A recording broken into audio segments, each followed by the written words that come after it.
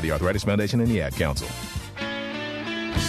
Welcome back to Get Down to Business. We are thrilled to be rejoined by Mike Kelly from USAA, and I know you've partnered with the IVMF, the Institute for Veterans and Military Families, and you keep up that fantastic work.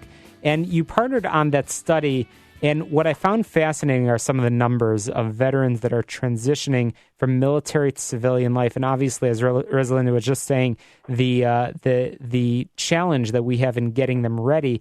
But, Mike, what are the numbers? Well, the numbers are pretty significant.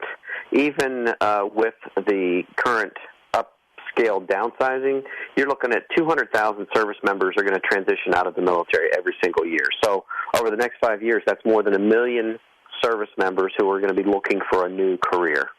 Fascinating, absolutely fascinating. So I know USAA, you partnered with IVMF on this study. What were some of the other highlights that your team at USAA have really focused on?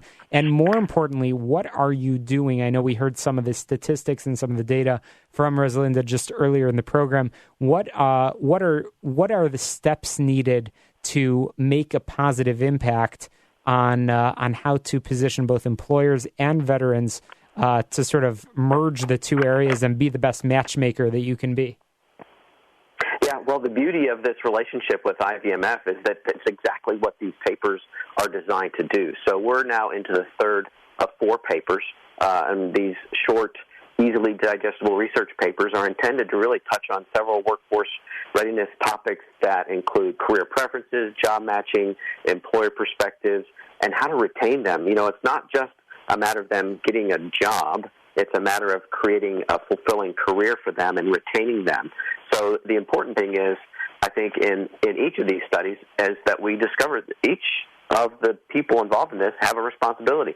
The veterans who are transitioning have a responsibility to take advantage of all the resources that are available to them, and employers have a responsibility to understand the value that those veterans bring to the workforce. So we talked a little bit about workforce readiness. We talked about that, examining the interactions between career preferences, job matching, performance, and retention. Let's talk about the stuff that goes on behind the scenes, things like financial readiness and spouse employment and workforce readiness, because those are things that, again, aren't directly related to them being necessarily a veteran, but it's family life. And many of us, we have a spouse that might be working, maybe not working.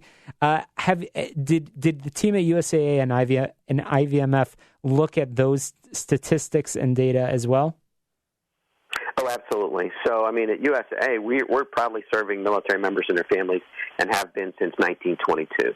So we have more than 11.5 million members of USAA, and our key focus is on their financial readiness. So if you don't have a job and you're not bringing in money to help take care of your family, that's a significant impact, and that's why we are so committed to making sure that we can help service members as well as their spouses find meaningful careers. So you're looking at the full picture, which is really important, and I find that fascinating. And of course, before the end of the segment, we'll make sure that you are able to share more information on how our listeners can find the study in its entirety and learn more, because it really is a fascinating read, particularly in this Labor Day weekend as we talk about the workforce, and we talk so much about how we can help veterans, but this is really a very practical step. But I'm really fascinated. We are the show all about small business, jobs, and entrepreneurship. After all, I want to talk about the employer side of things for a moment. When your team conducted the study, and I know you talked earlier about workforce readiness and job matching, what did you hear from employers? What was their perspective on workforce readiness and some of the key factors and practices that help influence retention and job satisfaction among employees in general, but certainly the veterans among them? Mm-hmm. Well, I think one of the things that we learned right away was the opportunity for career progression. If you think about USAA, we're essentially a call center environment. 60% of our 29,000 employees are on the phone every day with our members, serving their needs. So that's not an easy job, and there's not often as quick upward mobility as most military people are used to. So for us, it was helping to level set with the veteran that, hey, we have a career progression. It may not match exactly with what you're used to in the military. And then on the employer side, for us at USAA, it was helping our managers understand the value that a veteran brings. They might interview a veteran and interview someone else who has a 4-year degree and maybe some experience in customer service roles. Well, we can teach them the customer service part. The intangibles are those things like leadership and adaptability and thinking quickly and having that agile thinking that allows them to serve our members better. So 2 key takeaways.